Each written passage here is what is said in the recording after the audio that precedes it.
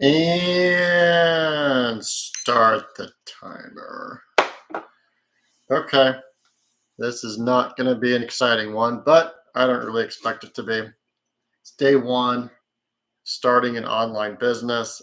And yeah, I'm actually going to be super real about it because I think there's a lot of nonsense out there and everyone likes to hype things and talk about how great they are. But really, that's what it really is. It's like super boring. Do a lot of stuff that's unappreciated. You do a lot of stuff that doesn't work. You do things that you just don't know what you're doing, and you constantly feel inadequate. And so you end up here by yourself, talking to yourself on a camera that maybe a whole bunch of strangers come look at you do nonsense all day long. So, yeah, what do you do? But anyway, think we're starting right here. I really hope everything can hear me okay. Because if not, oh well. That's gonna be great. Go for an hour and a half only to find out your microphone's not working. But what do you do? Anyway, if you want to know, that's what I'm reading today. This is where we're going to start. Actually, New York Life called me today, looking to give me a job interview, and I was like, meh, I think I'll pass on that. No, thank you.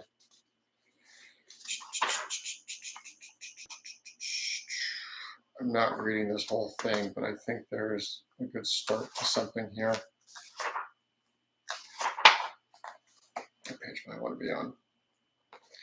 Now we got here pricing, Grand Slam offers, 14. I guess we're going to start with 14. Grand Slam offers. Make an offer so good that they would feel stupid saying no. Travis Jones. I was 23 years old. To quote Ruth from Ozark, I didn't know shit about fuck, but I was there in Las Vegas penthouse hotel room along with 10 business owners learning in marketing and sales in the most fashionable beast mode t-shirt. To remain truthfully anxious, self-confident, story. Okay, what is about this book? At some point, every successful business is a entrepreneur. That's me. I'm the entrepreneur. A person full of ideas and frustrated to have the potential to spare. Something clicks when they realize the horrible trade they made, so many people make, trading their freedom for falsely perceived security. Their discomfort compounds, and once the discomfort of staying surpasses the discomfort of change, they'll take the last laugh. Hang on, let's go.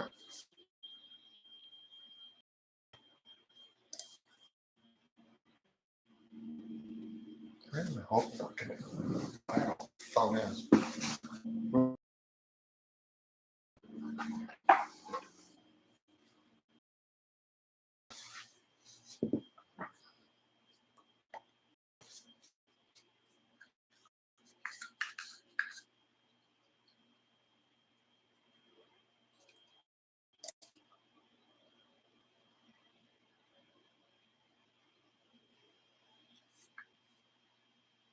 Hold up. Now I know I'm having technical difficulties here. Hang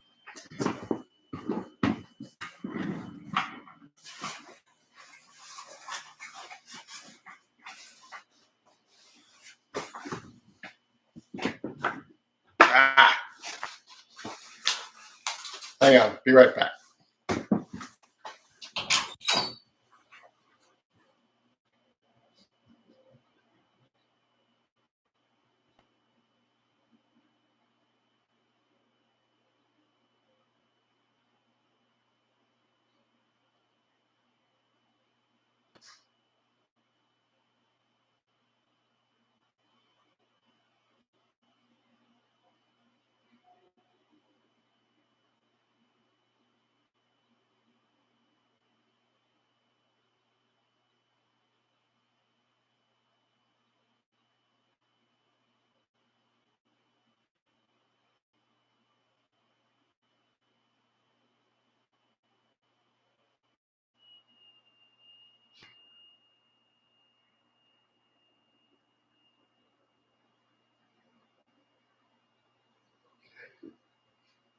about my connection. Am I connected to the computer or am I connected to the phone? Hang on. Hang on.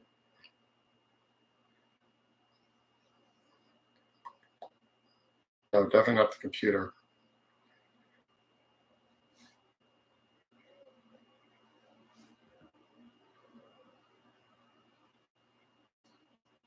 God, I hate getting old.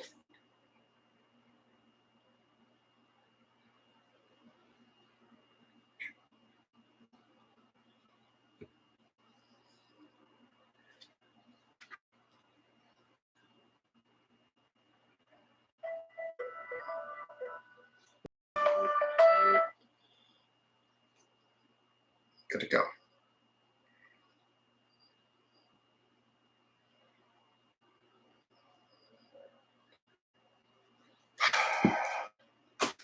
So I guess technically I could be streaming 3 devices at once. Let's unplug that. So probably can actually hear now. And then back to here. So yeah, let's test this theory. We're going to open the second YouTube screen. Actually, I should be able just to come on here and do it.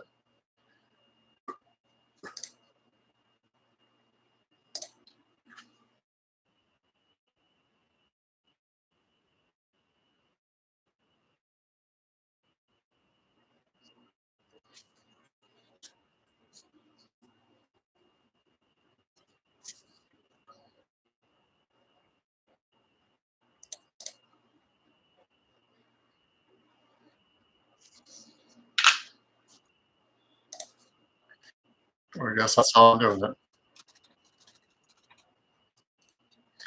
Ba, ba, ba, ba, ba, ba.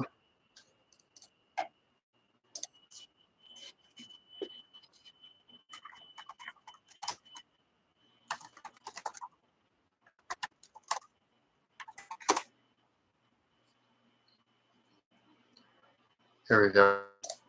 We'll make this a little bit more entertaining. You guys don't want to sit there and watch me read a book all afternoon. No.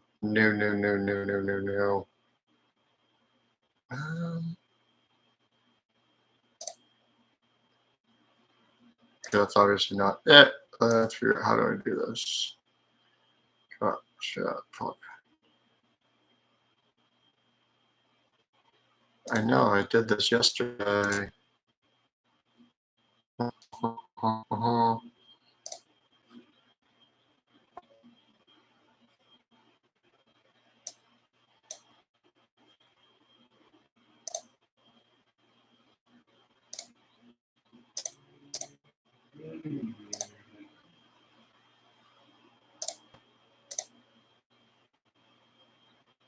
Okay. Oh my God, it's almost as YouTube has this figured out. I'm going to talk to you about one of the questions that I get most frequently, and that one of the problems that I have to solve, again, most commonly in some of the companies that we take on in our portfolio. One of the goals of any business is to maximize the amount of revenue per customer you generate, right? And a lot of times you want to have what's called like an accommodating buying curve. And so what that basically means is at every rung, right? If someone is wealthier, you want them to buy more and spend more money with you. And if someone has less money, you want them to still buy from you, but potentially buy for less, right? And so this gives way to a lot of these crazy product and service listings where people have, 100 different services and products that they offer because they want to have the ability to serve everyone at the maximum degree. The thing is that most times that will create so much operational complexity and create so many little appendages, right? Little sticky things that are stuck onto the side and bolted on and globbed and duct taped onto a business that it becomes incredibly distracting for all of the employees because they're thinking about all these different things. And here's a funny one, is that most times, if your employees don't understand all the different types of things you sell and the price points you sell them at, your customers for sure don't. One of the things that we do when we're looking at a company is we will simplify the product offering and instead reach the maximum buying threshold per prospect by changing the payment terms. Now, in a perfect world, if everyone had absolute information and everyone was unbelievably well trained and you had a great infrastructure and all that stuff, yes, the more products and services you offer, in theory, you would make more money. But we don't live in that theoretical world most of the time, and most small business owners are not that good at operating, right? It's the number one issue they have. They're super disorganized. They feel like they're spinning their wheels all day. Their team completely has no idea which way they're going. They change things all the time, et cetera. And so in an effort to combat that, we have used this process over and over again, and it has worked very well. So it is as follows. We sell two things. I've done this in virtually every business that I have ever owned. We sell two things. 2 products or 2 services. And this is once we're going from 1 to 10 million. All right, 0 to 1 million, you sell 1 product, 1 service, 1 avatar. All right, that's it. 1 channel, 1 product, 1 avatar. That's it. Okay. So 1 service, 1 product, 1 avatar. All right. But once you're going from 1 to 1 to 3-ish million and you're trying to go to 10, you introduce the second product line. And so here's how this works. If you have 2 things that you sell, you'll have a front end thing and you'll have a back end thing. We can still have a massive accommodation in the buying curve based on the payment terms that we introduce. So for example, people will look at their monthly expense more than the total contract value. That's a huge money hack. I'm giving you right now. This is a wealth hack. This is something that will make you a fortune in your life if you can properly understand this. People do not look at the length or the total contract they're signing. They will only pay attention to what is it going to cost me every month, because no one is good with their money. All right. So they only look at the cash flow expense month over month over month, and they just think, can I make it happen? Yes. Cool. I'll sign. They don't think about the total contract value. For you as a business owner, the contract value matters almost more than anything. So I'll give you a quick hack on this. Total side note, tangent for you. Life hack. Pro tip. If you want to extend the contract value that you have, I have a saying, which is the bigger the head, the longer the tail. All right. So what that means is the more you can get someone to pay upfront, and relative to the upfront cost of signing up or what they paid down, the lower their contractual recurring payment is, the stickier it will be. So I'll give you an example.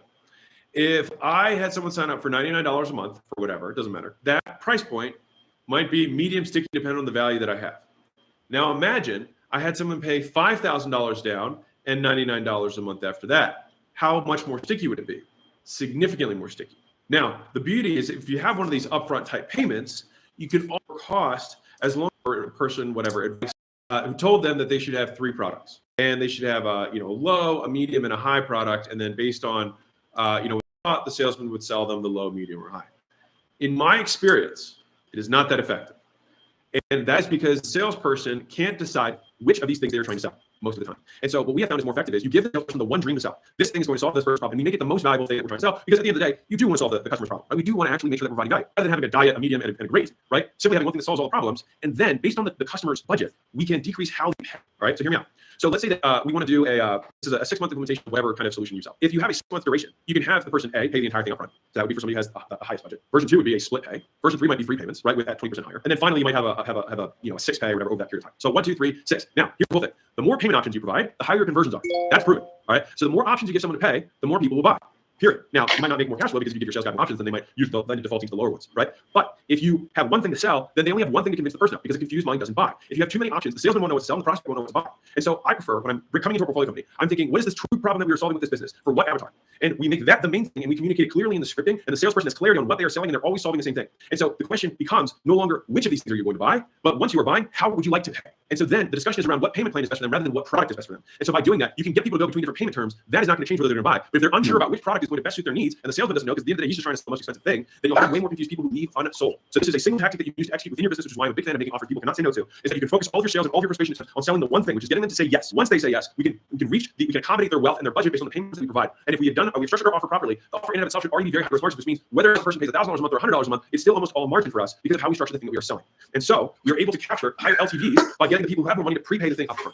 That is how we do it. And with those people, you'll be able to ascend into the second thing faster because they've already prepaid that thing, and then you can solve the next natural problem conversation rather than trying to pick all of the things.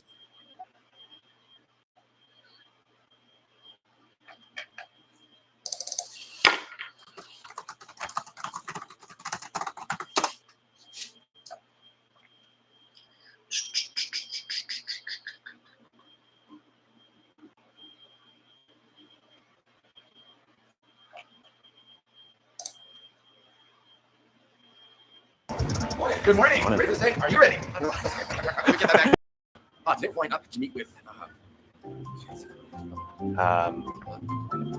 Yeah, dang it, another name. Too many names. No more people.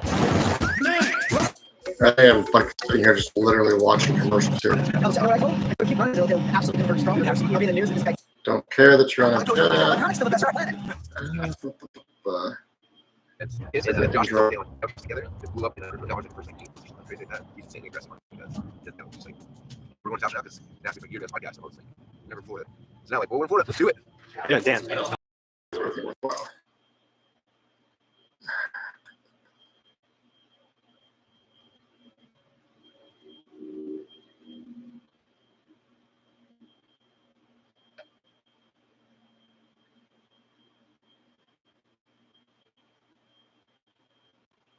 I don't know. The last couple of years, Alex Hormozi is like really blown up. He's kind of like, I don't know. I have his book. What a couple of books. He's got like really good products, but I feel like maybe I'm the moron in all this. But if some days I like look through this stuff and I'm like, I'm not quite sure. It feels like there's almost like a disconnect in some areas, which is probably like maybe it's he's so much more intelligent than I am, but I'm missing something, or I don't know. It's kind of bugging me because like usually when I look at stuff, it's like, oh, I really understand what they're saying. But I don't know, maybe it's just his writing style is very, very different than what I'm used to. That could be it as well. But it's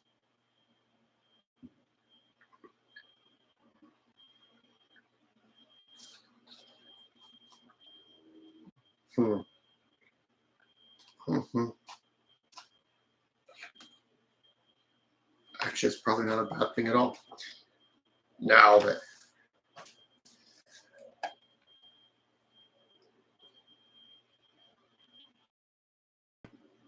keep plugging away and keep figuring things out. What I need to do here is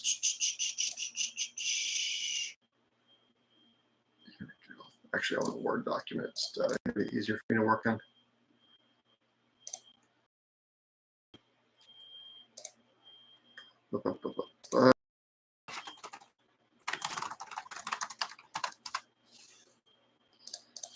Step one.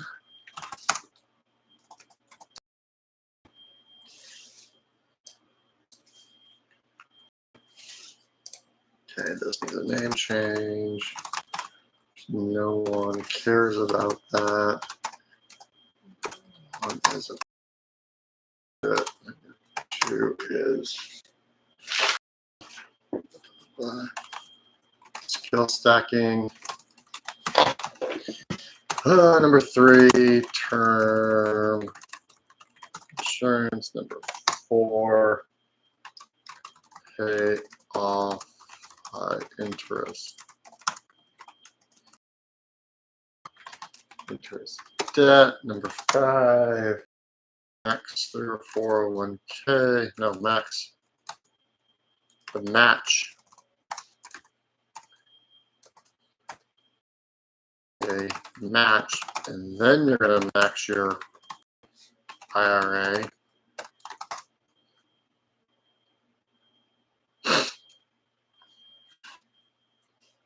Seven, cash value. Eight, extra payments to other debts. 9, ETFs. 10, annuities. 11,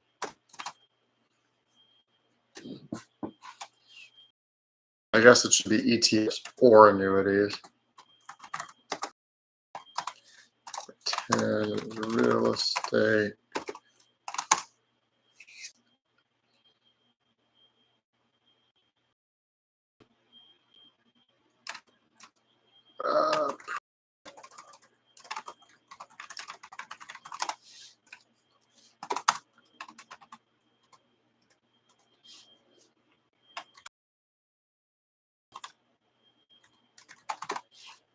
Generational wealth. Sure. Hello, hello. How's it going?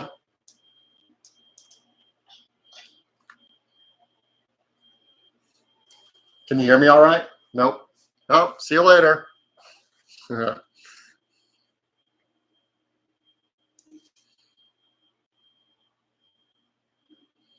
But don't be late if you owe them. The IRS will find. There's actually something really funny about the IRS, guys. So that whole like the IRS is going to come knock at your door is total nonsense because I've screwed up my taxes twice in my lifetime.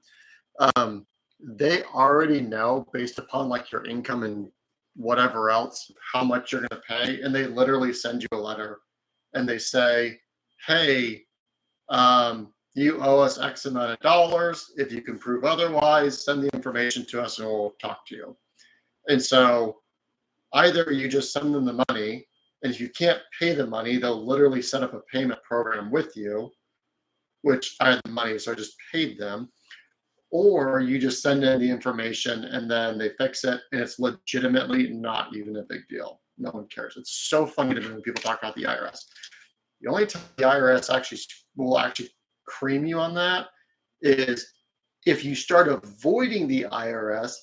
That's when it becomes a real issue. So, for example, if you were saying, hey, I didn't make this money and I had some secret bank account overseas, that's when you get in trouble.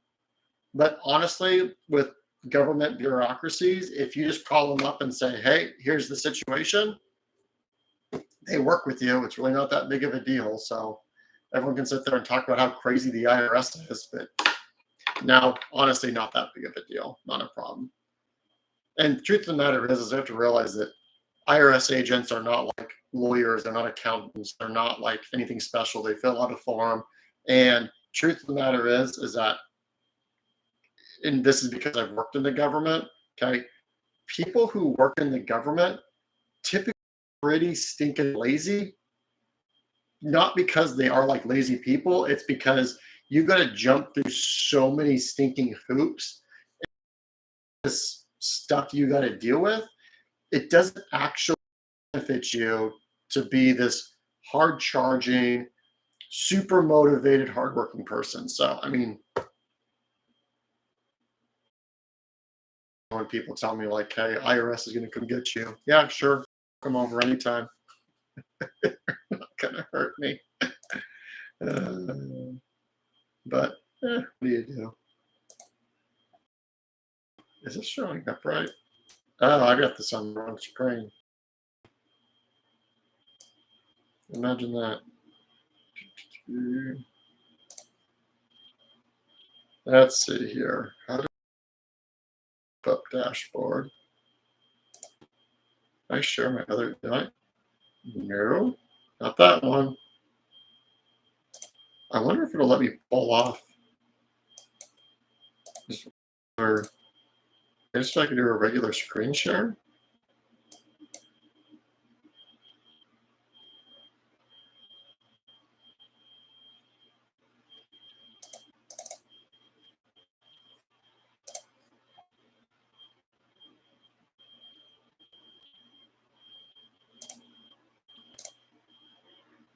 Okay, so now back to that. Okay, this is like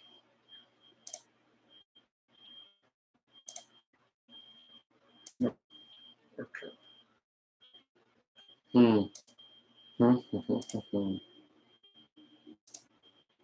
That's an expanded menu. Okay, top chat, which no one's anyway.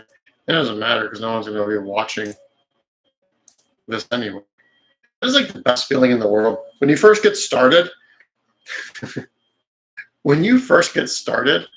go screw everything up because no one's watching you and no one's paying attention to you. So it's the equivalent of you doing a dance out in the middle of the forest. For 50, no one cares because you're too small, you're too boring. Like you got nothing to lose. Just go do stuff, and maybe something will turn out okay. It's gonna be all right. Get out of that.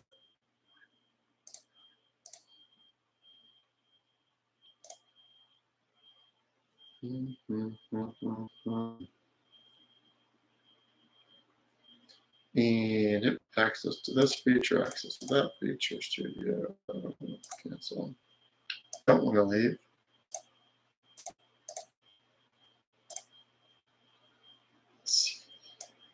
I really should just get streaming software, shouldn't I? That'd probably make my life way easier.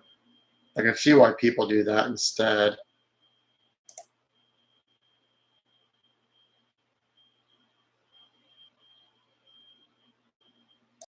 You get to share screen, or I can go to window. Why am I just not? There we go.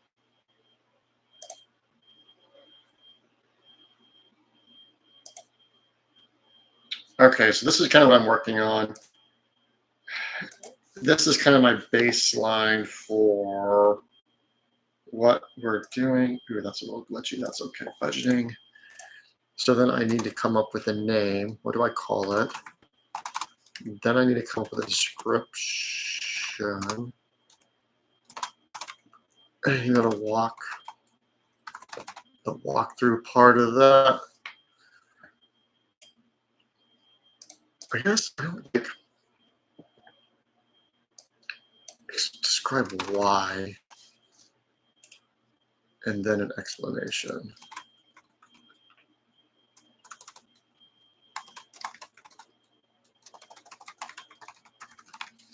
I think I just copy and paste all this stuff and see where we're at.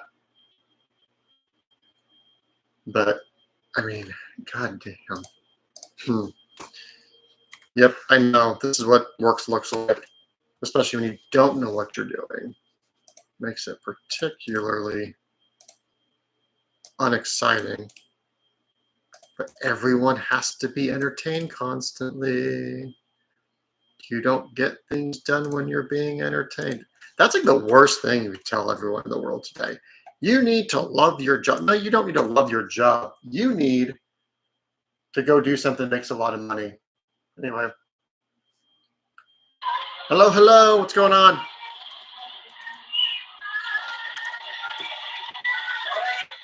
Good. How are you?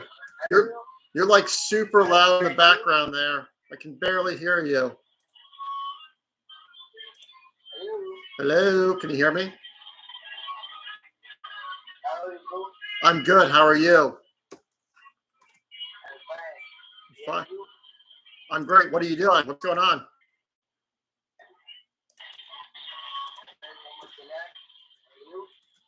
Just working away here.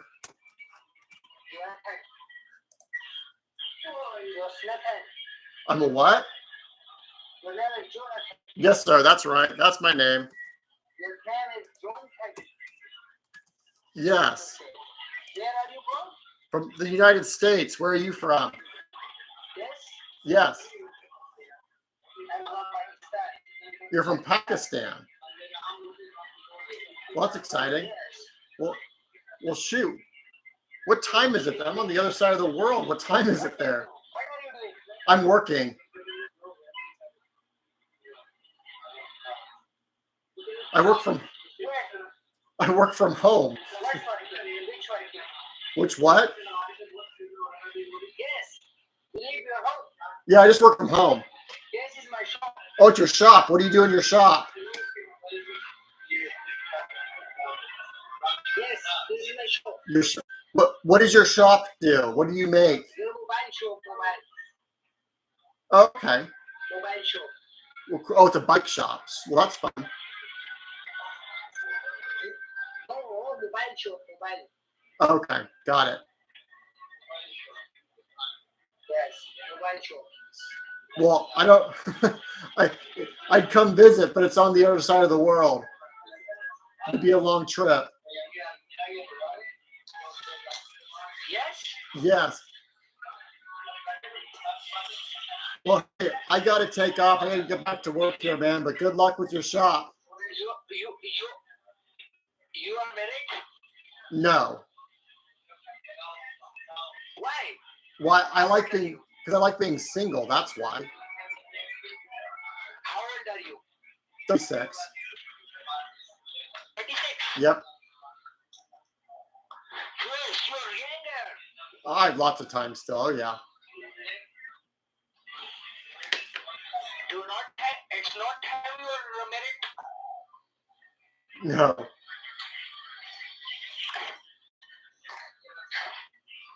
Up. Anyway, I gotta take off, man. You had good luck with everything. Good. Nice, bro. I will follow you and follow me back, okay? Okay, sounds great. Good luck. I hope you're Okay. super successful. Yes. I just followed you, so put out some great content. Funny. Don't adjust. What time is it? It's 12 o'clock here. Yes? Yep, 8 o'clock. 12 o'clock. Every time.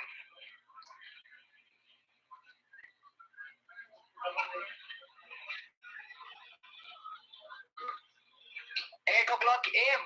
Yes. Oh. 11 o'clock PM. Oh, it's 11 o'clock. Oh, it's late there. Yes, I'm more late. Okay. All right. Well, I'm gonna take off, man. Good luck in your shop.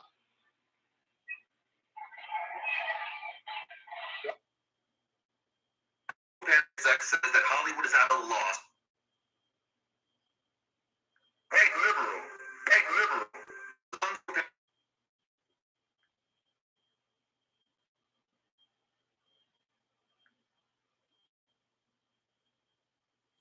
Oh my God.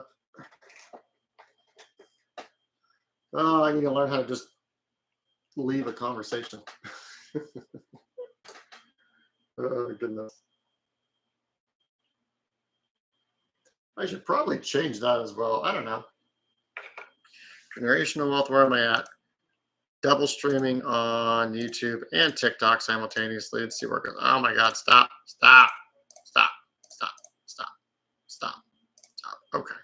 Okay, we're back. I'm back. And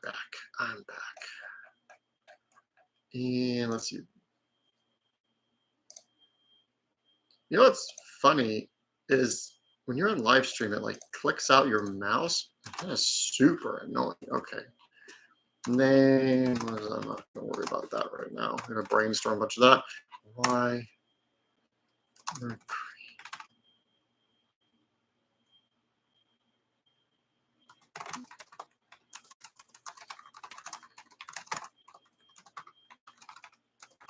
Income. Year.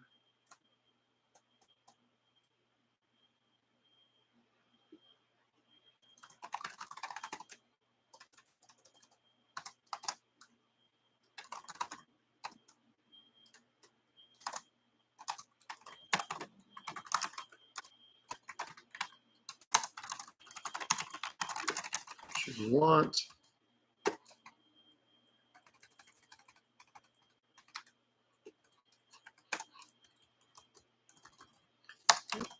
This creates the largest amount.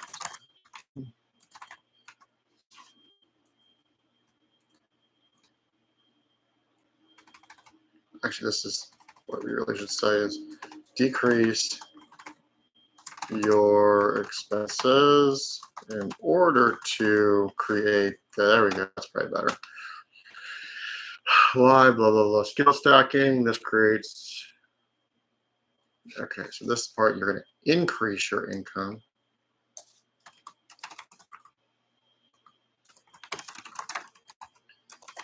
To create the largest amount of discretionary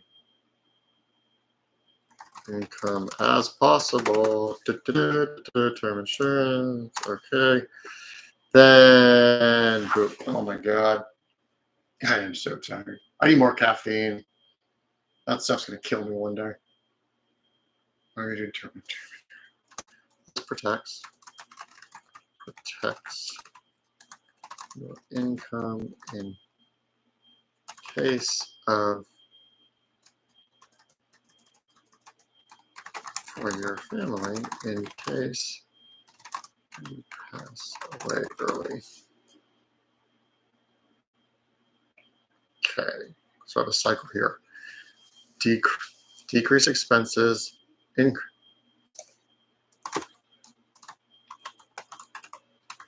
Okay. It really should be.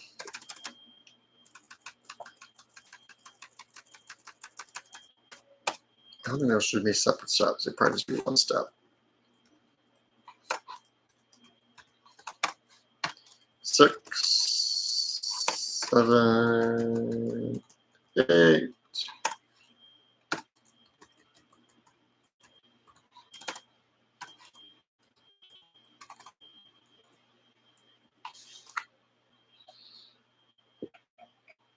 Because this is, I have some colors here. Okay. Highlight this and like maybe like I want soft colors. How do I do soft colors? Contrast, no color.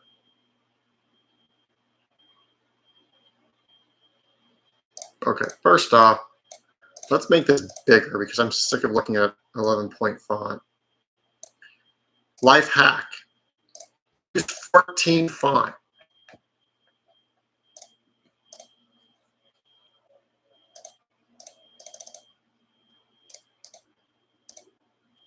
Apart from me talking to my Pakistani friend that I just made, him barely speaking English, I'm perfectly cool with because I barely speak English. Budget, skill stacking. What the heck is going on here? I'm hearing noises. Why are you making noises at me? Yeah, whatever.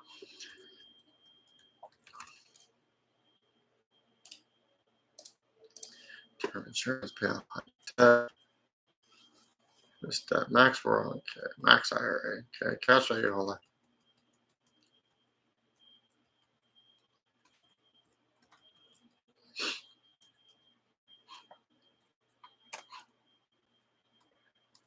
This really should be okay. Then ETF or real estate. And then this is going to the annuity.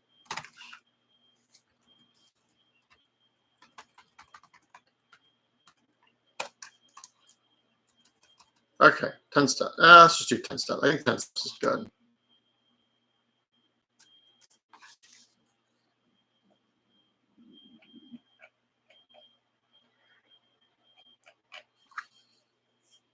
Yeah, I wonder if,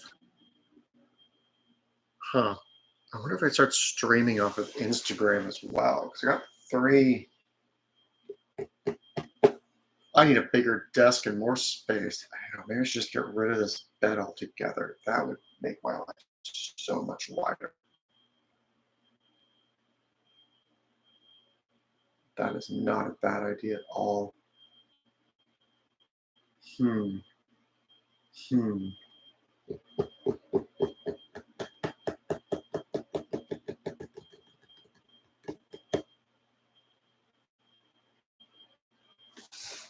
Oh man, I think I started thinking. I could put a big desk right there, have my full setup, and I'll sleep in a freaking cot. I don't even care. I'll sleep anyway. Okay.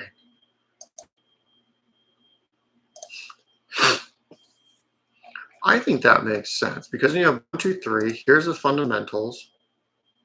Yeah, because that's the base. That's like your like freaking financial base right there. So we'll do that like light blue. Can I do different colors? I don't like the colors they're giving. Okay.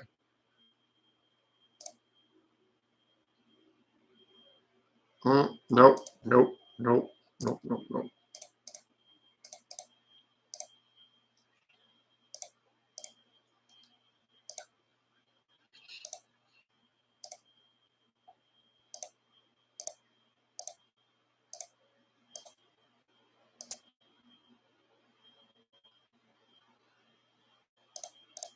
Okay, there's line 1.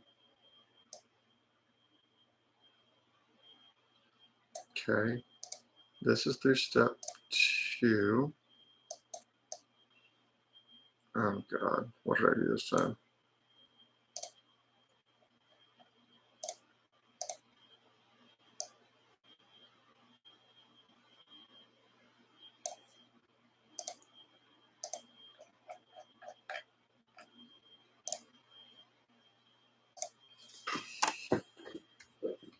The phase 1.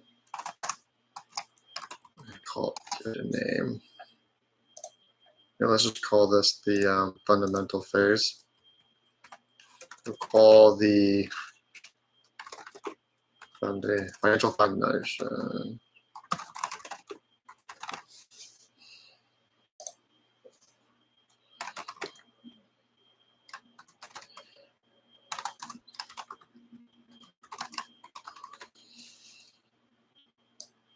This is the growth phase.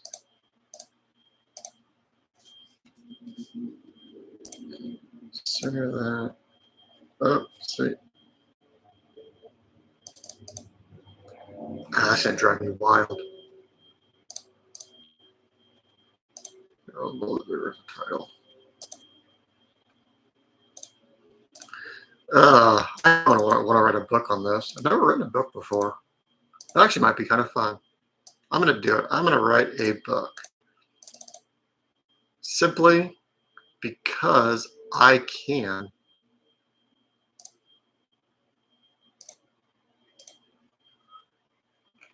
I made that bigger, didn't I? That's probably 18. There we go.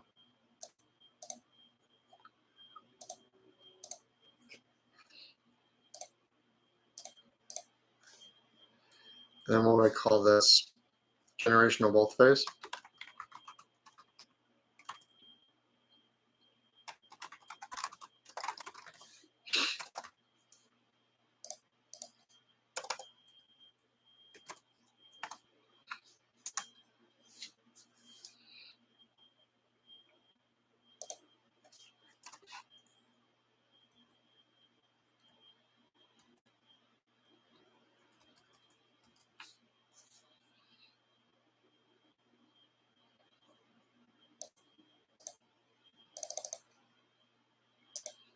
Give myself a solid outline here. There we go.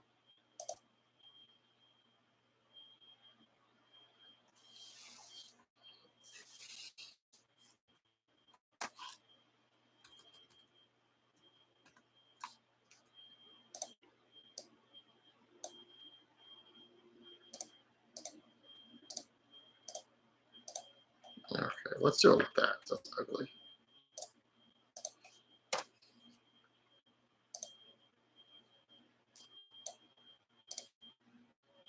I like this tail going on. Clean this up, make it look good.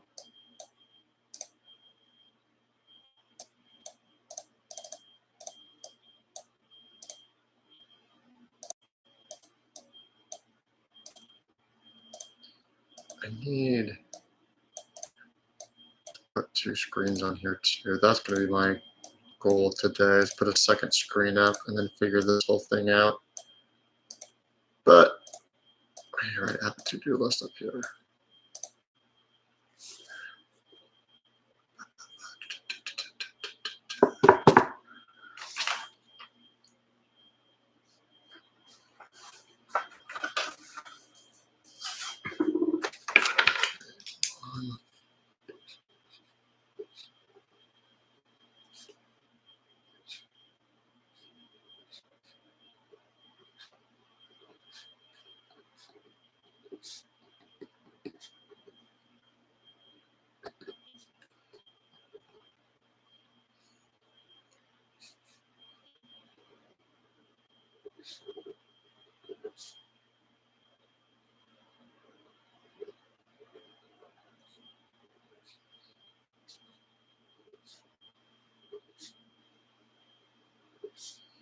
And bigger desk.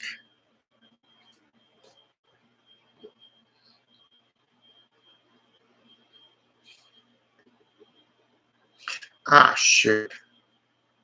I can't do music. That'd be nice. Anyway.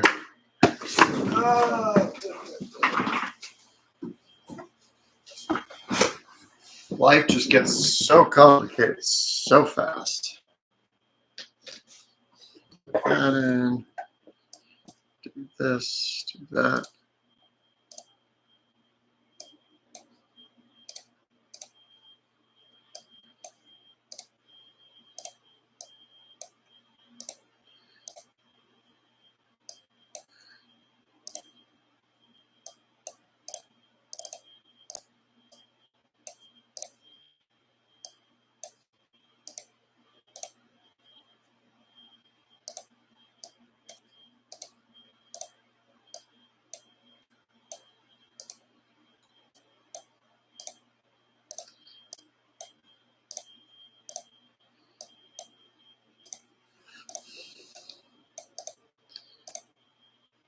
I can see why this is really turns very quickly into a full-time job. There's a lot of stuff going on. Yep. Hang on.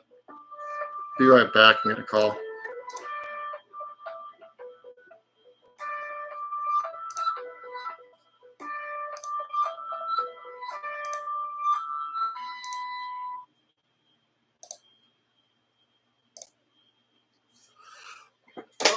Be right back.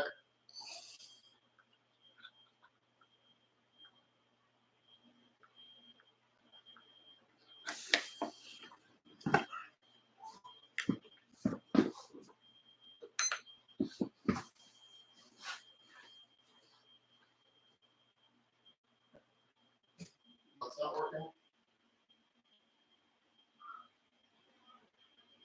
Yeah, I'm in the house right now.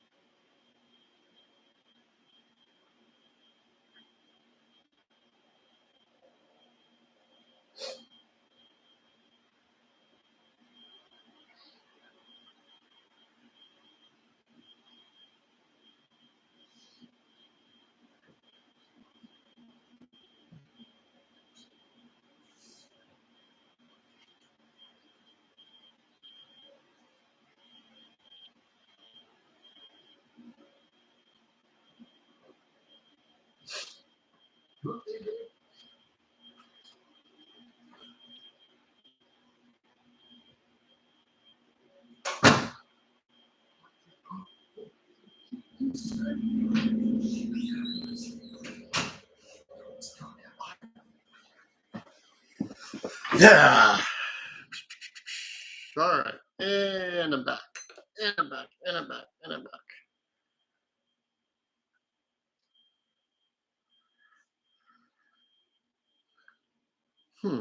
Interesting. Hey, liberal. Blah, blah, blah, blah.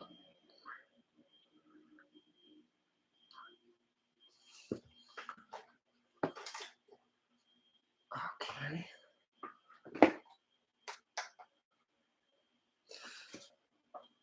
Oh. Oh my goodness. No, I don't want.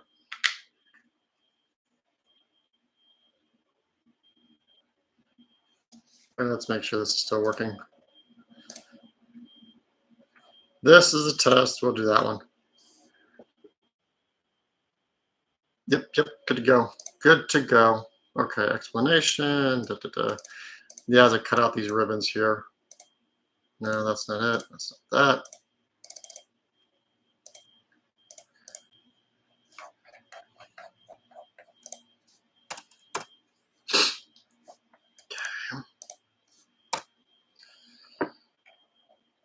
All right.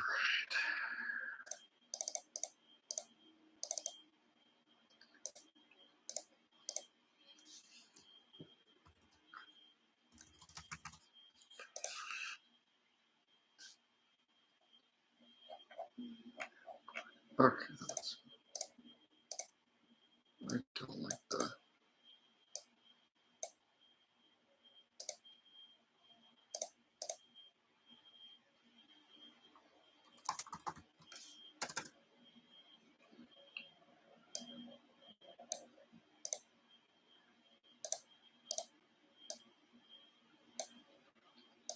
Okay.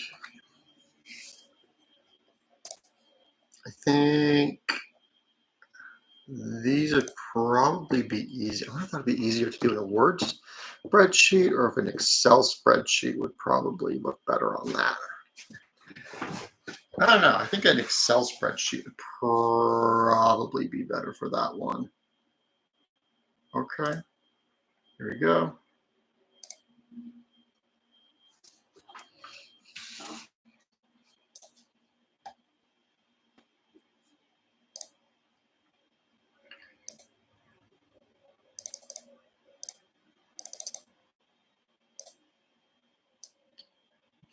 Right, and then name change. I like a subtitle.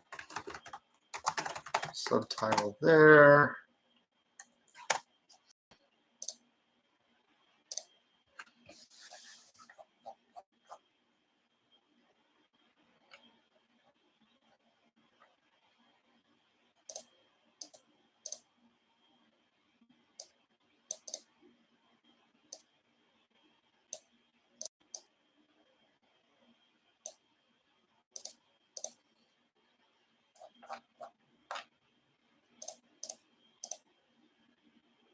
Mhm.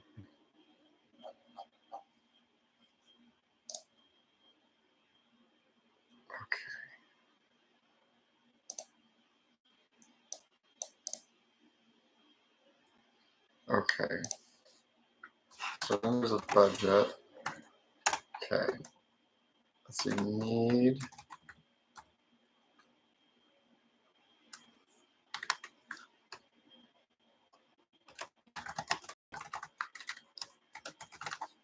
Wants.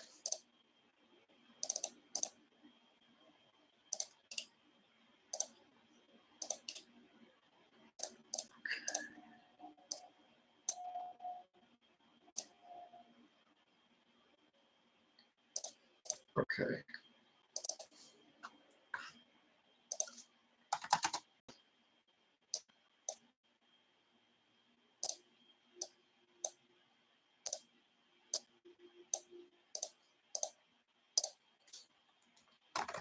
Housing.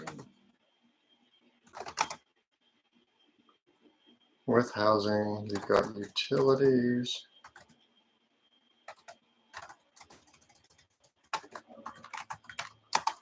Got food.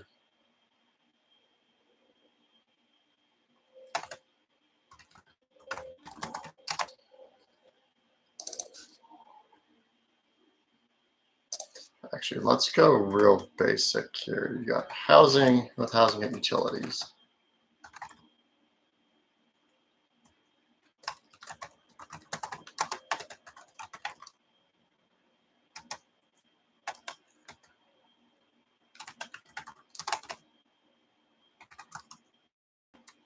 Water, sewer, gas, and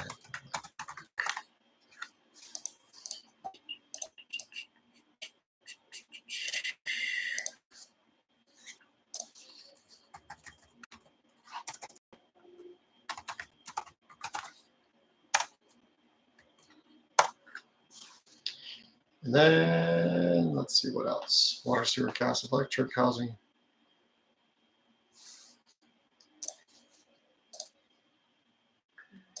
There, where's car, gas, insurance.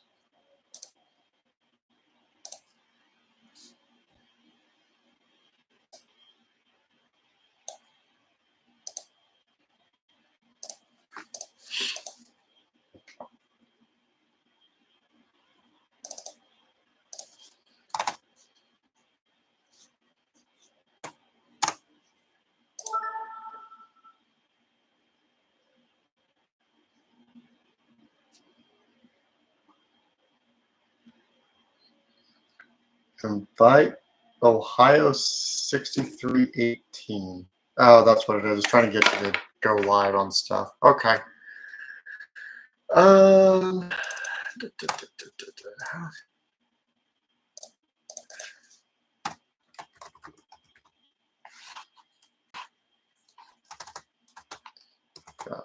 food.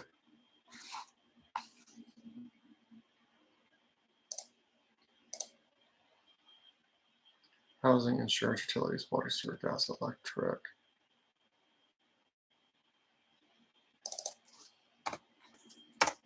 It's transportation.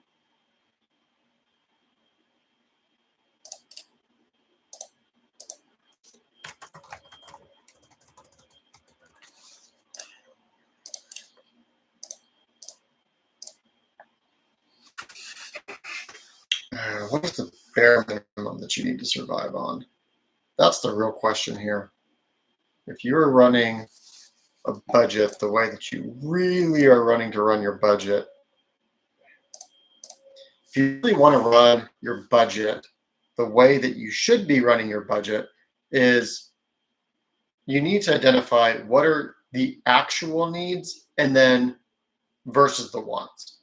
Because if you're running into this issue where you're overlapping your wants and needs, where it turns more into this social game as opposed to this is what you need to actually survive, I think a lot of people would be very surprised on how much money they could actually survive on if you pushed it down to this is all I need to live, this is all I need to make happen.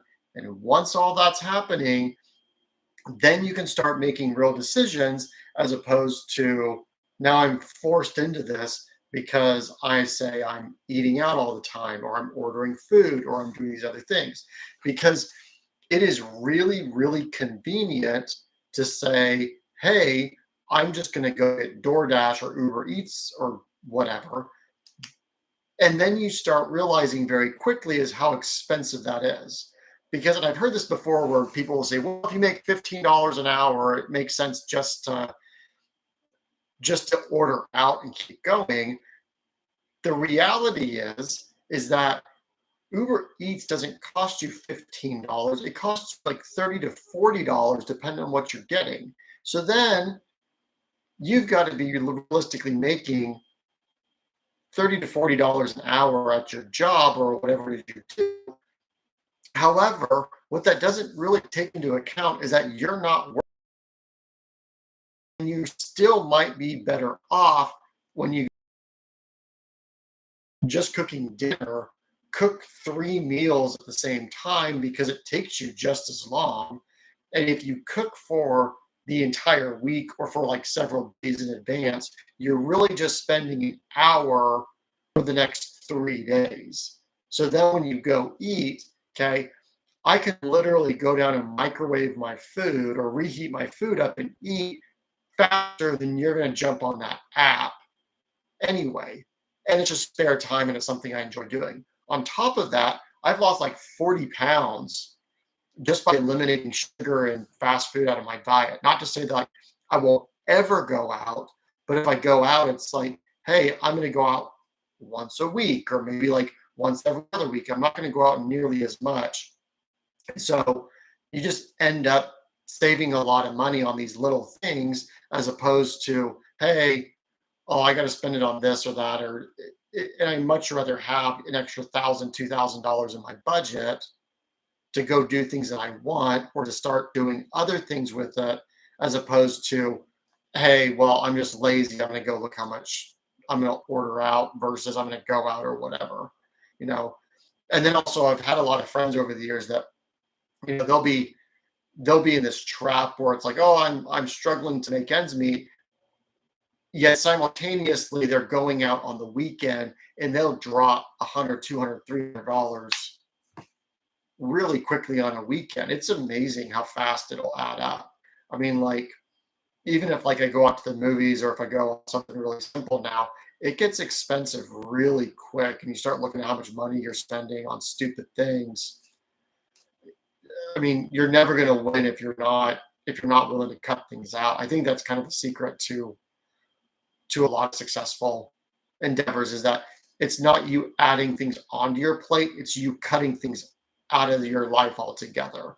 And that's where it starts really that's where your success really starts coming from.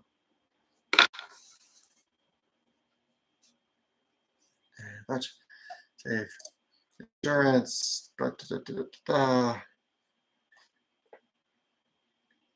Okay, so we get the basic here, and then it's here's step one, here's step.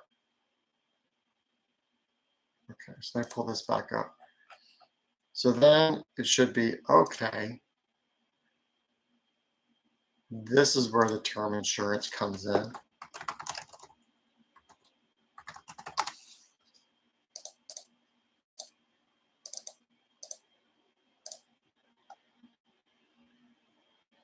Is this the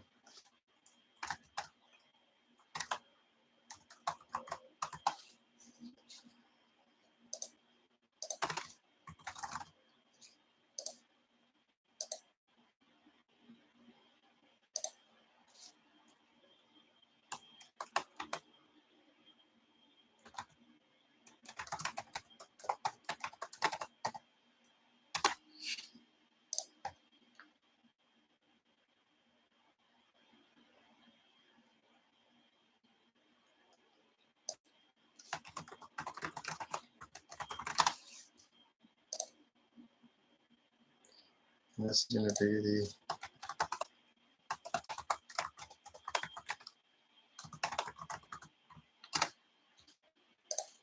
state.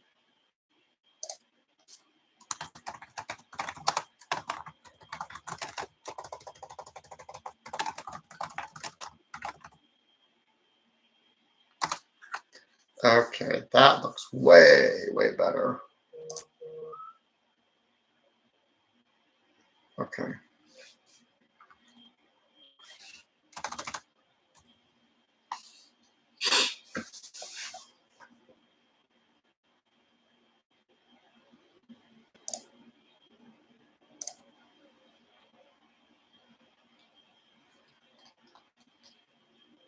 Okay, so then it's need to pull up. Do I have one sitting on there?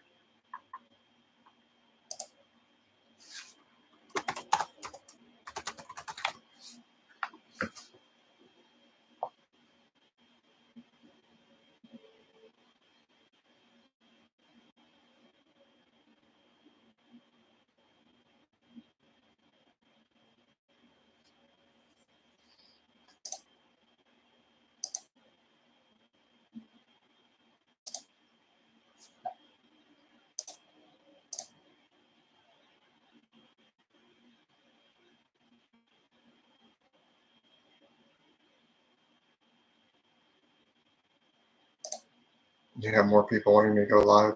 I'm busy and I don't know who you are.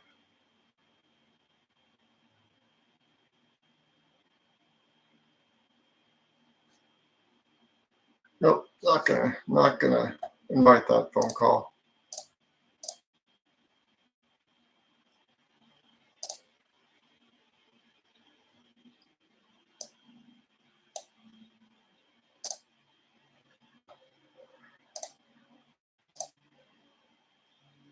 I want.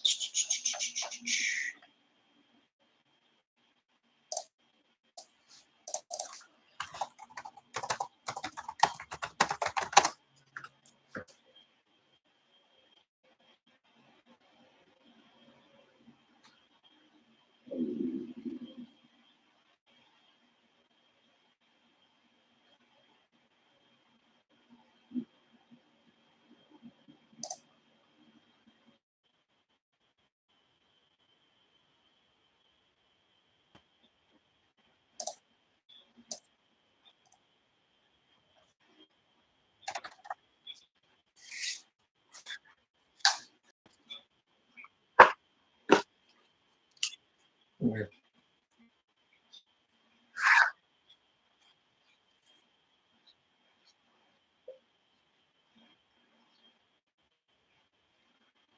Okay.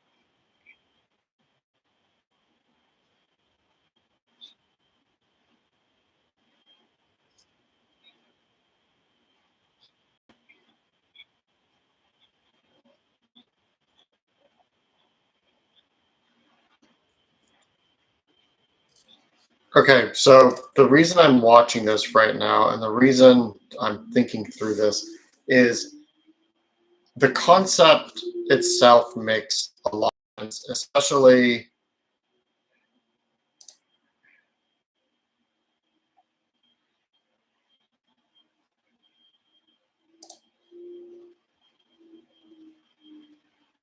forgot to switch the thing over.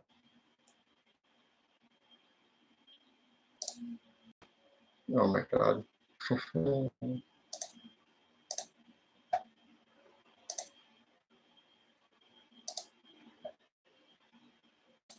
Stop sharing. Okay, come back and go to.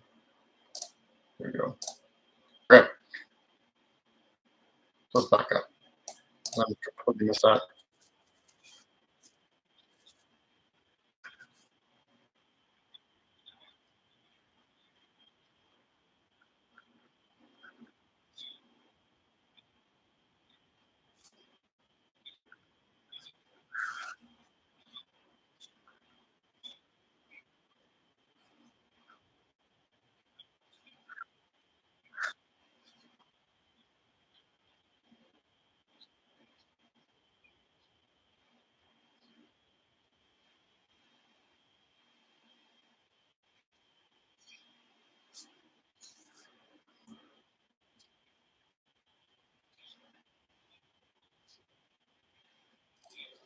Okay, so the whole point of what I'm trying to do, because this actually isn't a new concept. Now, skill stacking is probably the internet slang for what I think everyone just used to call career development.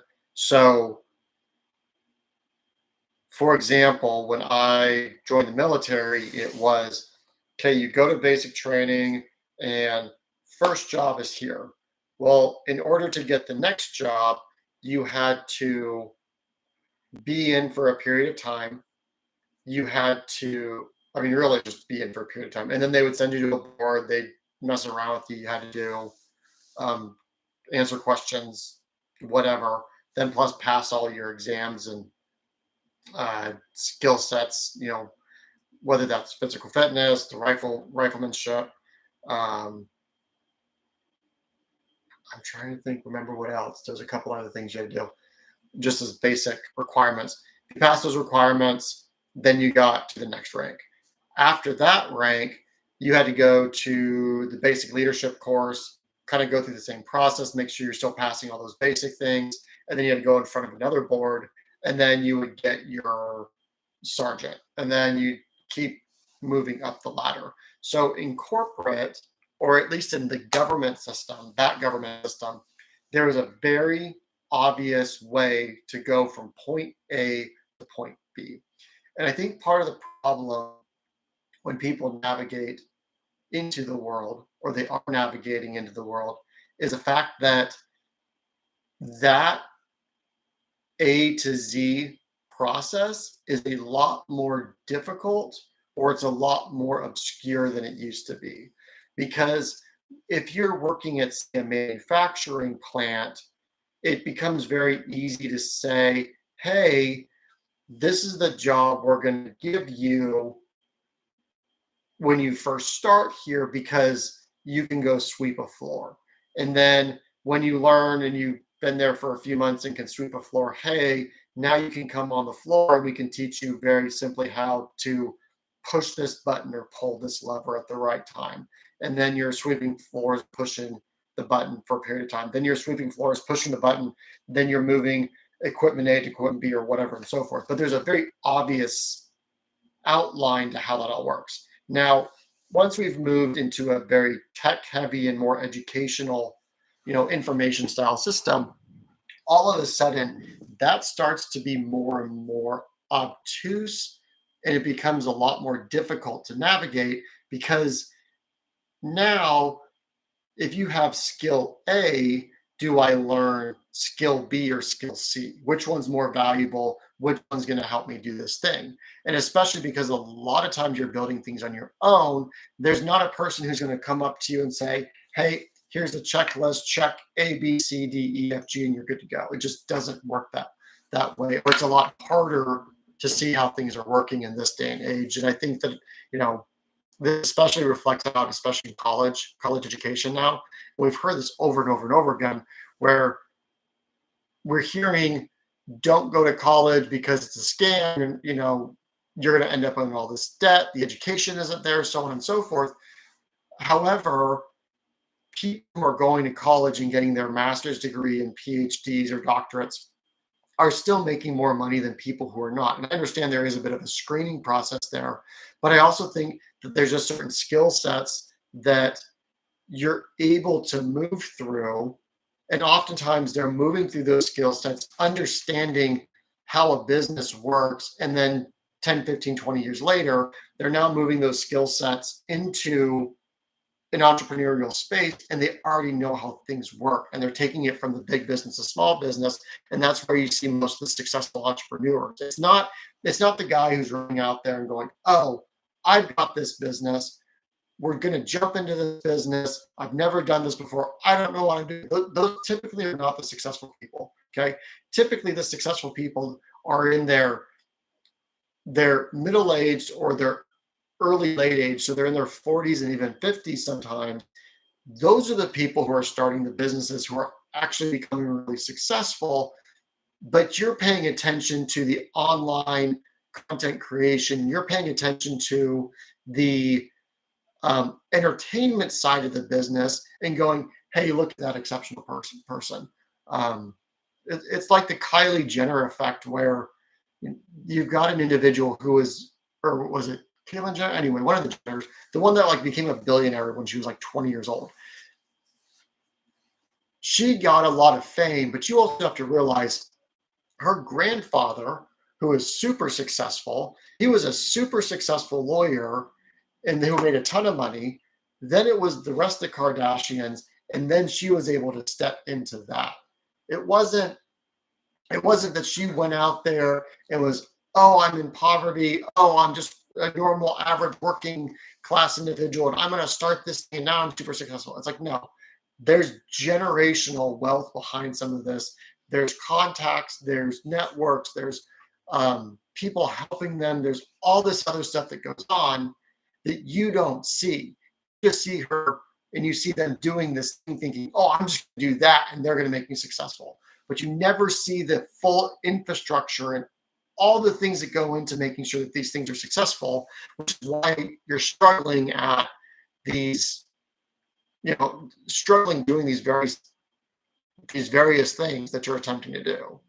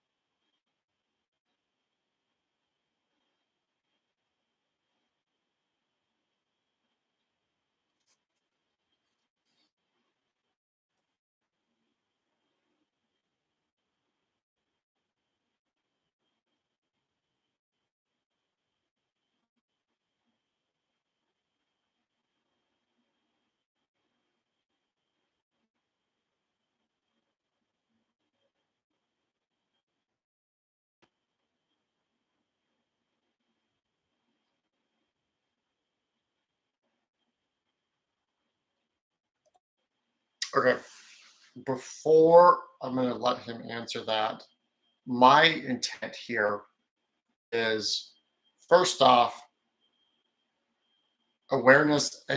The goal is for awareness, education, helping people actually think through what that skill stack is.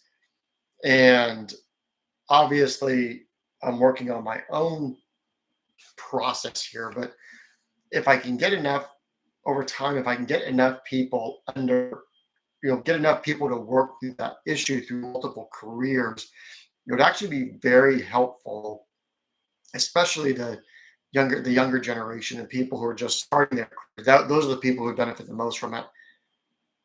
To be able to walk in and explain, hey, here's the steps and skills that you need to acquire, whether that's through education, formal or a certificate, or online, informal education to get you where you need to go. So let's see what he's going to say here.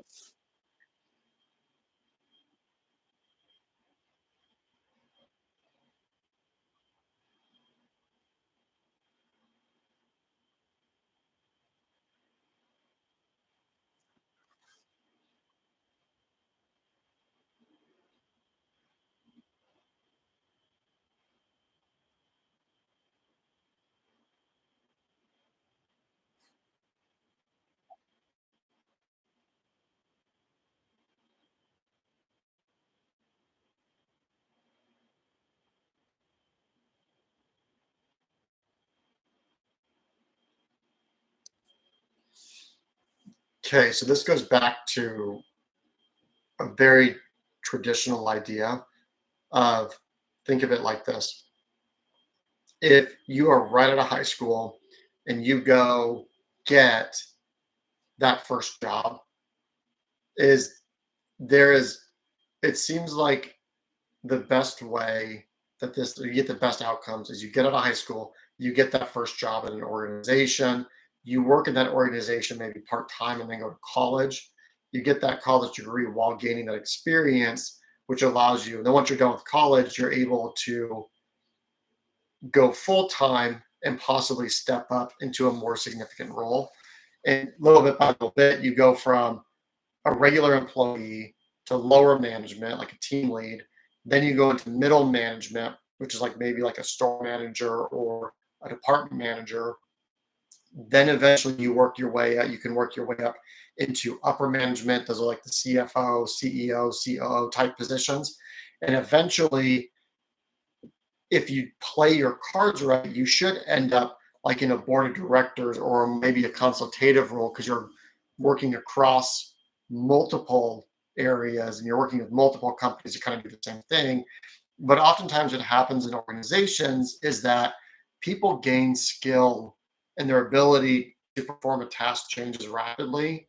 And so, what will end up happening is that, and this has happened so many times in my life, you have a person in this position, but the person in this position is better than this person here. And either the management or the organization doesn't recognize that. And because there's this weird hierarchy that runs around saying, well, this person's been with us for 15 years and this person's only been with us for 5. Cool. The person who's been there for 5 and who can obviously run things better should be running and should take the position on over top of that person. The downside to this is that either this person either gets dropped, they swap, they make less money or whatever, or this person has to take a pay bump. But because of how humans just behave, now this person has all these negative feelings because, well, this person was under me and now they're my boss, which that's fair. If someone does the job better than you, why wouldn't they be in charge of you? That's how it should be. I mean, that makes sense, but human beings and their feelings and all that.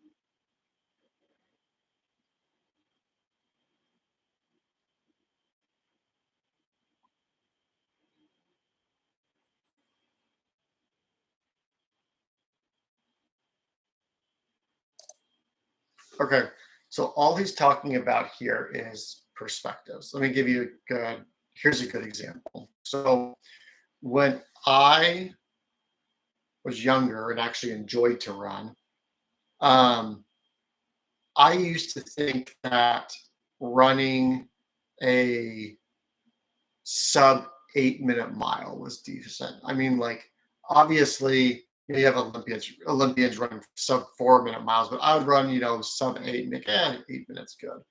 Well, then as I started running more and more consistently, that dropped from 8 minutes to 7 minutes and 30 seconds to sub 7 minutes to then I started running with other people and then it started getting closer to 5 minutes because your perspective, as you get better at the thing, your perspectives on what's good is going to start to change.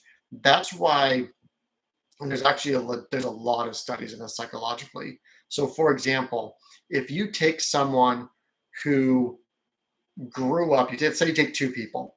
One person lives in a household of 200 who makes their parents make $250,000 a year, and you live in another household where their parents make $50,000 in a year. Okay, the kid or the person whose parents made $250,000 a year versus $50,000 a year, if you take both of those people, pull them from their homes and put them into a new environment, what ends up happening is it is more likely that the person or the kid who is making $250,000, live in a household where their parents are making $250,000 a year, is going to make more money and is going to work harder to make that money than the kid who is making $50,000 a year, because that person's expectations of life are just significantly higher.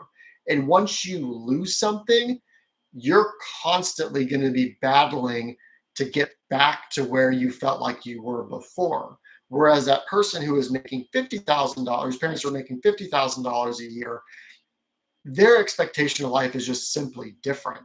Now, everyone likes to look at the exceptions and be like, well, I know that poor person who, like, yeah, I get it. But the reality is when you look at the general population, okay, whatever amount of money your parents were making as you were growing up, the kids now have that expectation. That's why it's normal if a kid lives in poverty, they tend to stay in poverty. If a kid was middle class, they tend to stay in the middle class. If a kid's upper class, they tend to stay in upper class. And a lot of that's due to the expectations that you had that were set for you while you were growing up, which is why I really encourage people like, hey, when you grow up, start questioning what your parents did, how they raised you, what their thoughts, what their processes are, not because it's that your parents were bad or anything else. It's just that whatever their expectations were, that shouldn't be your generalized expectation. That's just you falling back into comfort and not saying, oh, well, this is how my parents, like, this is the dumbest thing in the world. Guess what? I would never want to grow up the way my parents did. I would prefer to grow up now because the world legitimately is a much better place now than it was when my parents were teenagers.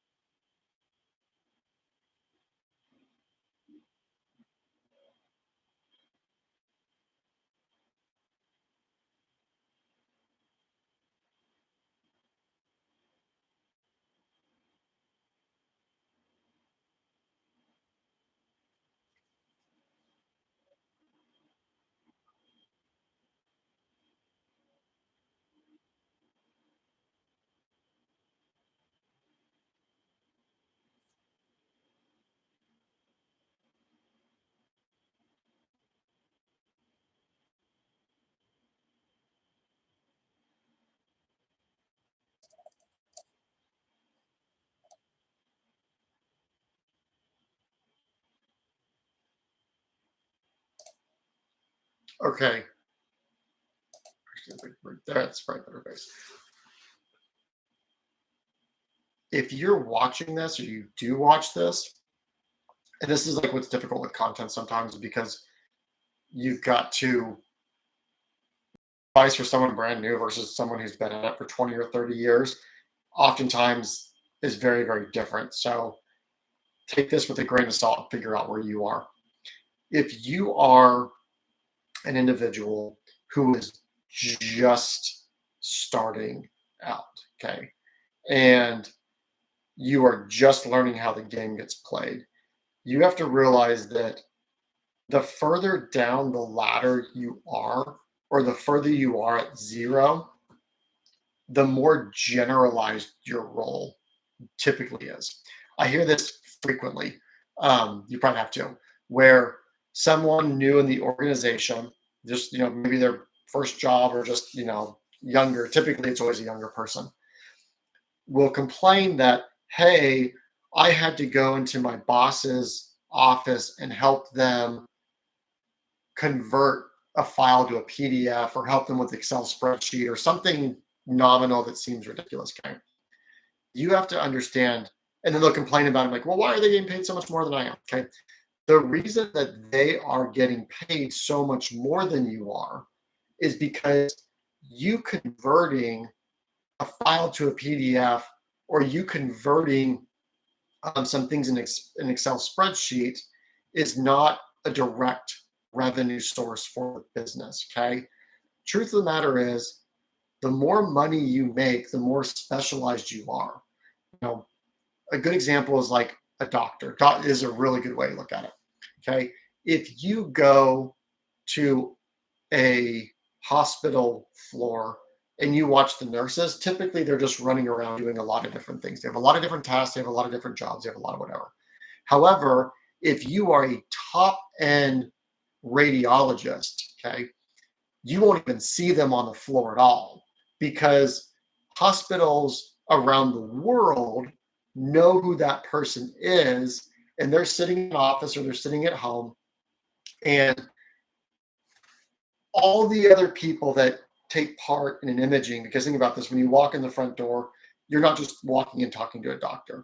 There's going to be a front desk person, there's a billing person in the back, there's probably multiple CNAs running around, there's a nurse, there might be a couple nurse practitioners, there's some like general level, base level, maybe they're interns, maybe they're doctors, maybe they're whatever they are. And they're running around making everything work, okay? And they're doing a lot of different things on that floor, making sure things are happening. But the person who gets paid the most is on the back end, and all they're doing is they're taking in a lot of different people, but when they need a very specific thing, so they need someone to look at this image and interpret what's going on for probably and likely just one part of the body, that's being sent to a very specific person, and that person is making more money than all of those people. It's very possible that person might be making more money than all of them combined, but they're only doing one thing because it's so specific and they're so expert at doing that one thing. So when you start, realize like you're going to be very broad, you're going to be very general, and then just over time, it's going to drive into you having to choose, am I going to do this or am I going to do this? And if you decide to do one thing, it doesn't mean that other thing doesn't happen, has to happen, but you're going to have to push that off onto someone else to maximize your efficiency in that one thing.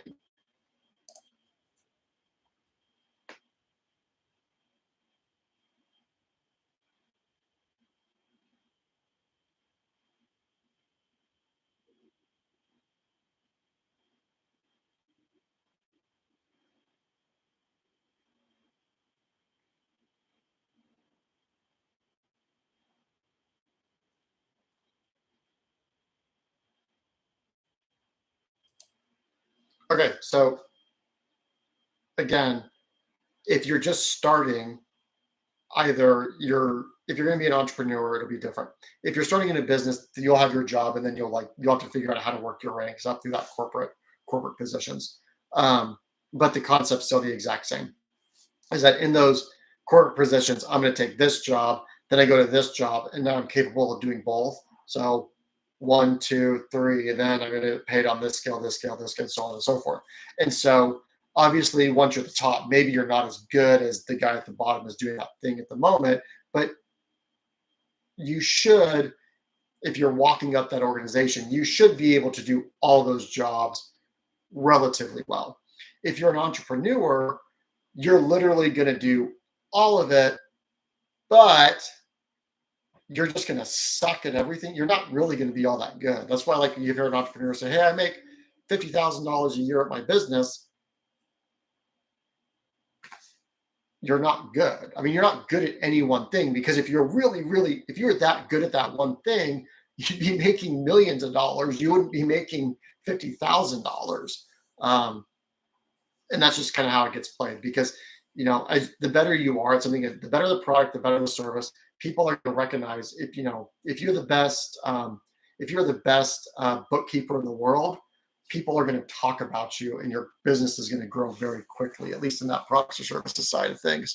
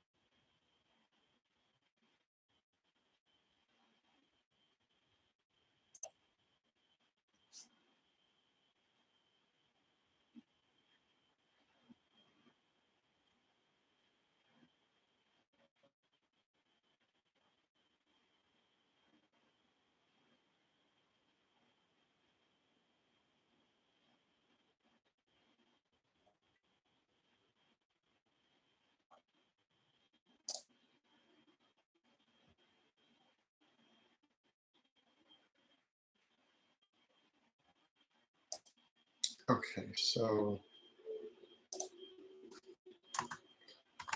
actually, I could probably just keep the name. Go back to this. I think I should just keep the name Skill Stacking. I don't think there's anything wrong with calling it that.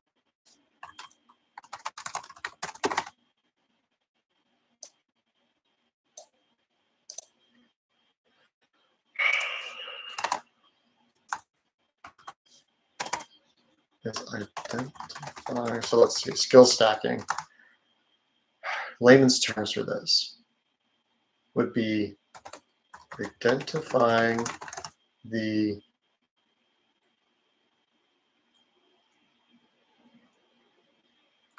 skill that you need to obtain in order to increase your current income. This is done by identifying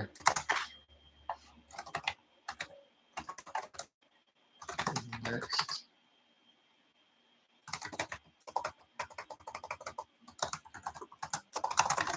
you want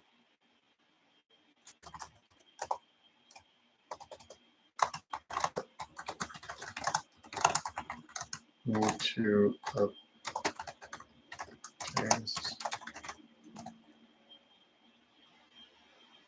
college certificate or training, and then practice.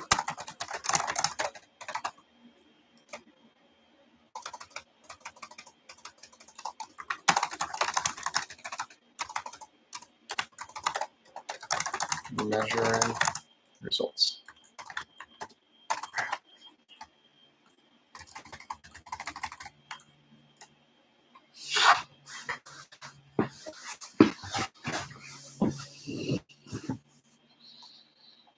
Whew, actually, that wasn't too bad. Yeah, I don't know. I don't know. 100 hours or 100 minutes a day? It's not too bad.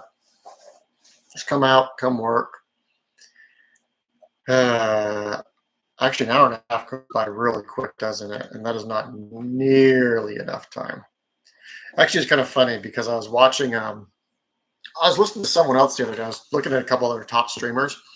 And there was a point in time when I was thinking like, hey, I should consider doing like politics or commentary or stuff like that, which honestly I think would be a lot of fun. When I was younger, debate was something I was very interested in, but I don't think I had the temperament to do it, and certainly don't have the skill set to do it. The internet debates obviously get pretty wild. I mean, depending on who you're talking to. Generally speaking, I'm usually a pretty cordial person. And to say I'm polite, not a nice person. Let's say this quickly.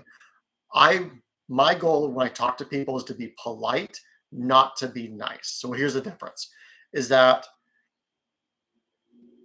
if you tell me something in a general world, like if someone comes to me and has a complaint, they say, well, you're blah, blah, blah. Actually, I had someone come and tell me that today. At a general level, like I legitimately am like, whatever, like I don't care. You can come tell me whatever you want. I say, yep, that's nice, whatever. Doesn't hurt me, doesn't bother me, not gonna hurt my feelings. On the flip side of that, when you're talking to strangers or talking to people you care about, you need to learn how to be honest with people in a direct way, but be able to say it in such a way that you can address the concern without attacking the person. I think far too often what happens is that people will hear something negative about them, or someone will point out a character flaw or something you're doing, whatever, and people will take so much offense because now it's somehow that your actions are now your identity, and you're feeling like you're being attacked, and all these other things are going on. It's like whatever.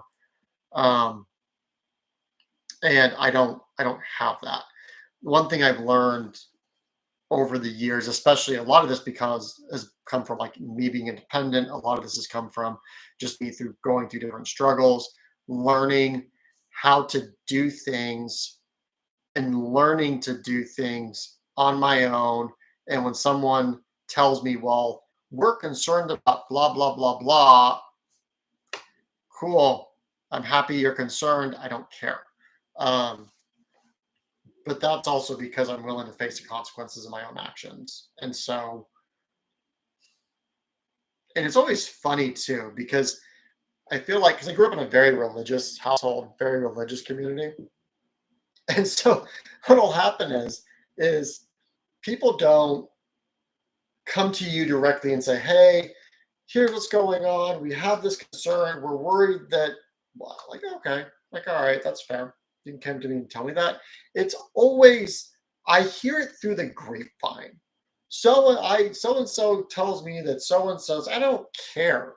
Look, if you're too much of a freaking pansy to come to me and say something to my face, your opinion is completely invalid. I don't care, legitimately. If you are so much of a coward that you can't even tell someone who you're supposedly who you care about, oh, I'm worried that you said this or this is going on or whatever. You don't love me. You don't care about me. Like, I'm not even worried about it. It's not my peripheral. And honestly, one thing I've learned over the years too is that, and I've had this happen to me. I've had this happen to me on TikTok, and I've had a couple dog piles once or twice, like people direct messaging me, all that good stuff, like whatever. What's really funny is that the dog pile happens for like maybe 2 or 3 days. Usually it's pretty short lived, like it's nothing crazy. Like, and what you realize is that people forget, like you can have like a really bad argument with someone. And what's crazy is either people will forget it, or even better is they won't ever bring it up again because they're scared that you're going to be able to push harder with if they bring it up. People are terrified of fighting. It's really funny. People do not like conflict. Um, and so if you learn how to get good at handling confrontations with other people, oh, life gets so good because you're able just to completely just continuously move forward, or even better, you just forget about it altogether. And that's the really fun thing is like if you can be in fights and arguments and you're able to jump up immediately and just go, forget it. Yep, don't care. Move on. Drive on. Move forward. It makes you so much better off in life than holding on to some nonsense because someone said something or they're mad about whatever. Like, who cares? It doesn't matter. Legitimately, just keep going. Also, the crazy thing is too, is especially like now, and it's kind of funny because I've heard people say like, well, this is going to ruin your career. Like, okay, there's one, and I won't say what she was doing.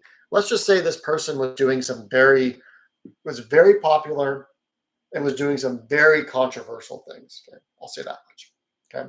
Well, lo and behold,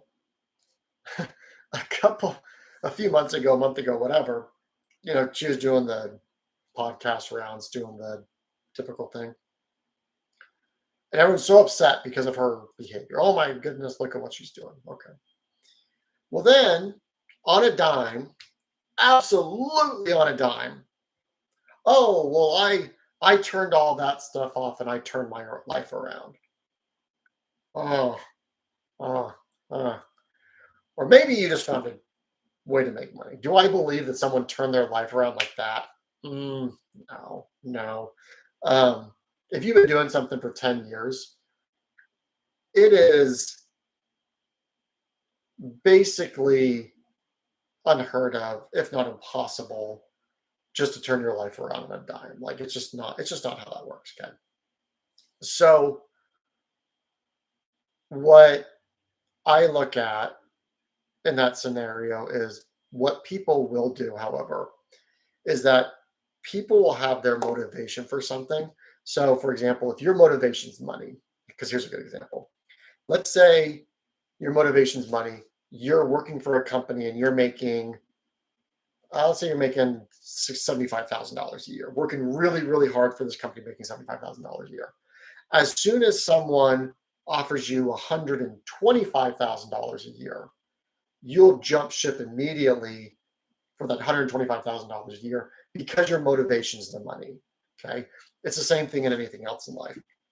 If you know what your motivations are and you're able to go move up that hierarchy, that status hierarchy of, hey, I'm going from here to here, you're going to jump ship for whatever you're doing as fast as you possibly can. Okay. And it's actually a really good thing. And you should behave that way. I mean, that should be the behavior, is that if your goal in life is to have as many friends as possible, and right now you have 3 friends, and you can change a couple of your behaviors, and then you would have 10 friends. Well, why wouldn't you change the behavior? Because you're positively reinforcing the thing that you want. Okay, that makes a lot of sense. So, and the other thing, like, me recently over the last couple of years, like I've lost a lot of weight. I've lost like 40 pounds in the past, about give or take 2 years. Okay. So one of the things I wouldn't even say that I struggled with, but one thing, something that I've never really worked on was my diet, because generally speaking, like, I wouldn't track anything, nothing major. But I would just, because I'm young and I have metabolism still kind of getting a few crazy in there. I wouldn't track my diet. I just go to the gym, do cardio and lift heavy, and I wouldn't have to worry about it, right? I mean, and I just basically eat whatever I wanted. So then as I got older, I started realizing like, well, wait a minute, no, I have to change my diet. So tried a couple different diets, went out, found one that I really liked because it was really easy to follow. And so now I just kind of know what I'm going to eat. I kind of have a schedule, and I'm really bad at it because I have no consistency at the time of day I'm eating. It's like, oh, I've got time, go eat. But I eat the same meals essentially, and gotten to a good point. And it's like, I'm going to start tracking things a little bit harder if I want to get to the next level. And so, but because the goal was overall health and fitness, I didn't jump up and go, oh, the diet, like, well, as soon as the diet started reinforcing what I wanted, it got really easy.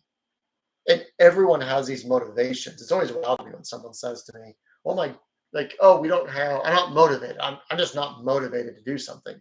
No, it's not that you're not motivated. It's that you're ignoring this biological process internally, that there is something that you want, or there is something that you are avoiding, and you need to be able to look at the thing you're avoiding and saying, I don't like this. Well, then figure out how to cut that out of your life if possible. I mean, some things you can't. Like if you have a job, if you're working, there's certain things that you can't avoid when you're working. Like you have to, maybe it's paperwork, maybe it's a person at work. Like there's certain things that you're just not going to be able to avoid entirely. However, I mean, if you can avoid the things that you don't like, and then really triple, quadruple down on the things that you're good at. And that's the other thing, is you have to be good at it. If you're good at it and it's beneficial to your life, if you can triple down on those things, that's where you're going to get the most out of life. I mean, and you'll hear like people say, well, do what you love. Like, yeah, kind of. Really, you got to do the things that make you successful. And typically, the things that you are good at, or the things that you're getting positively reinforced to do because you're getting results, those are going to be the things that you like to do. I mean, that's why like tasks that a lot of people don't enjoy. For example, I was listening to a guy who does cold calling. He does cold calling. And in business, everyone avoids cold calling. No one wants to do the cold calling. However, he got really good at it, and you can see that he enjoyed doing it.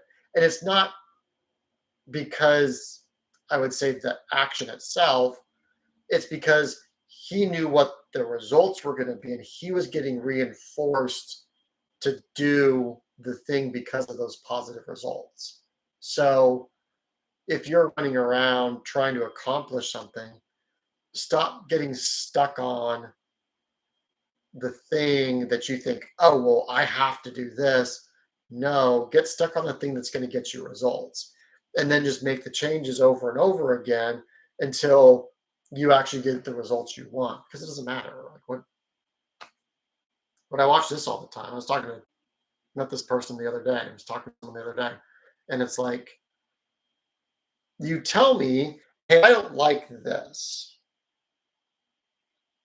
thing. And I look at the thing and I said, okay, well, you're the only person who can make that change. And they say, well, I don't want to make the change. So why are we talking then? Like at that point, you're just making weird face noises at me. And there's no reason for me to give you advice because I already know you're not going to listen to me anyway. So what's the point, right? Actually, the other part of that, the moral to that story is focus on you 100% of the time, and then just get around other people who want the same things that you do, because what'll end up happening is that you'll start to make friends and you'll start to progress and they'll start to progress and you'll progress at different rates. And so even if you start like significantly outpacing that person, if that person still continues to progress, you can still be friends. Like you can still hang out, you still have a good time, like things will be good. You may not work closely with that person, but you'll get there. But on the flip side of that, like it seems like you're progressing, and then as soon as that other person stops progressing or vice versa, like that's kind of when relationships really start to break apart and fall apart. So anyway, so I hit my goal for I said 90 minutes. I'm at like 2 hours, which is good. I'm going to start doing this every day and then start going longer and longer. So my days are going to get really busy because now I got to figure out how to cut content from this, start posting other videos, which little bit by little bit, I mean, the goal is to be a producer, not a consumer. So if you're on social media, produce social media, don't consume social media. It's like really bad for your mental health. But I don't know, maybe getting really good at sitting here talking to yourself probably isn't all the healthiest thing in the world either. So anyway, thanks for listening to my rant. That's my TED Talk for the day. So go out. It's a nice day out. Go hit your dream. Go follow your dreams. Go hit your goals. Write things down. Go be a better person. We'll see you soon.